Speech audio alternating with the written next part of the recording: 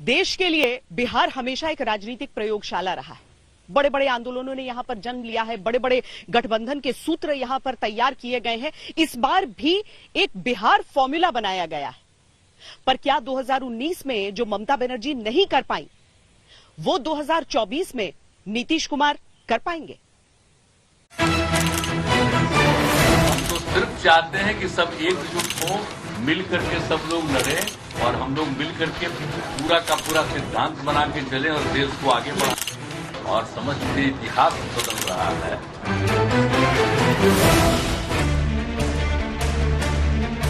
द्वारे द्वारे नगरी नगरी नीतीश कुमार विपक्षी एकता की अलख जगाने के लिए देशाटन पर थे। बीते कुछ महीनों में मोदी विरोधी सियासत के क्षत्रपों से मिले, बातें हुई, मुलाकातें हुई, एजेंडे बने, एजेंडे सुझाए गए। अब तय हुआ है कि 23 जून को इन सभी कवायदों की शक्ति आंकी जाएगी। लालू जी ने आडवाणी जी का रथ रोका। इस बार महागठबंधन की सरकार नीतीश जी के नेतृत्व में हम लोग यहाँ से मोदी जी का रथ रोकेंगे। भारतीय जनता पार्टी को हटाने में हम आप लोगों के साथ हैं। भारतीय जनता पार्टी हटे, देश बचे, उस अभियान में हम लोग आपके साथ हैं। विपक्ष के सब लोग हैं तो हम भी हैं। तो विपक्ष है कहाँ? विपक्ष नहीं है, एक अनार है 100 बीमार है, समझे ना। और सबसे बड़ी बात है कि नेतृत्व कौन करेगा? दलों के साथ में बैठकर चाय पीने से, साथ में बैठ के प्रेस वार्ता करने से विपक्षी एकता अगर होनी होती तो आज से 10 वर्ष में ये काम हो गया होता। गैर भाजपा विपक्षी दलों की एकजुटता की जो मुहिम है वो अब रंग ला रही है।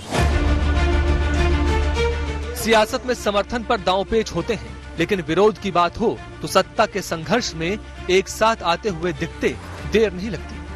राहुल, खड़गे, ममता, पवार, अखिलेश, उद्धव, येचुरी, डी राजा, केजरीवाल, हेमंत सोरेन सब इस बात पर सहमत हैं कि मोदी को रोकना है तो सबको साथ आना पड़ेगा। लेकिन कैसे? क्या सब अपने अपने मनभेद भुलाकर साथ आएंगे?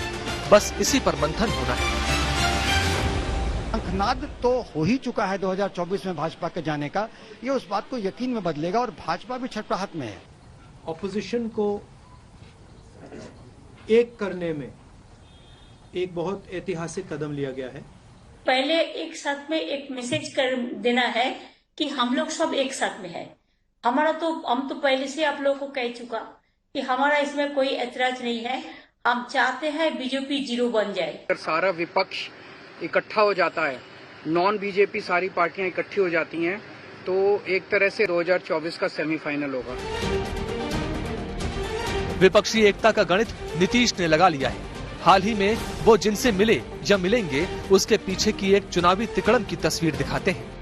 बिहार में लोकसभा की 40 सीटें हैं, झारखंड में 14, बंगाल में 42, महाराष्ट्र में 48, ओडिशा में 21, यूपी में 80 और दिल्ली में 7 सीटें हैं। यानी अब तक नीतीश ने जिन नेताओं से मुलाकात की है या करने वाले हैं, वहां लोकसभा की कुल सीटें 212 होती हैं। इन सीटों में अगर दक्षिण के राज्यों की सीटें भी जोड़ ली जाएं, तो देश की कुल 543 लोकसभा सीटों में आधी से अधिक विपक्षी नेताओं के प्रभाव वाले राज्य हैं।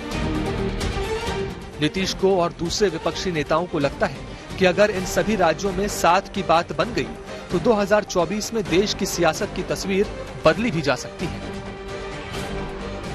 ये विपक्षी दल की एकता नहीं, ये भ्रष्टाचारियों की एकता है और तमाम भ्रष्टाचारी देश की एकता अखंडता के प्रति गंभीर नहीं है।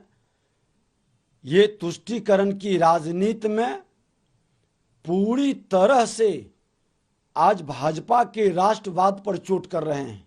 हम समझते हैं विपक्षी एकता के लिए जो एफर्ट नीतीश जी ने किया है वो आने वाले समय में मील का पत्थर साबित होगा। यह बिहार हमारा लुटता जा रहा है, बर्बाद होता जा रहा है और ये निकले हुए विपक्षी एकता को एक करने में, देश में अपने आप को नेता बनाने में, इनकी प्राथमिकता में जब बिहार है ही नहीं तो इस्तीफा काहे नहीं दे देते। विपक्ष को एक करने की धुन में नीतीश लगातार बिहार की सीमाओं से बाहर भ्रमण पर है और बिहार की राजनीति में नीतीश खुद उलझ भी रहे हैं। लेकिन 2024 में बीजेपी हटाओ का संकल्प लिए नीतीश हर संभावना तलाश रहे हैं, हर हाथ का साथ ले रहे हैं।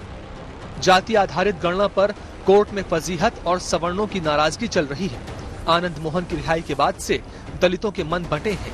धीरेन्द्र कृष्ण शास्त्री के विरोध के चलते हिंदू समाज में आक्रोश है और नई शिक्षक नियमावली से लाखों लोगों में रोष है। ये सबके बैठक होने से क्या होना है?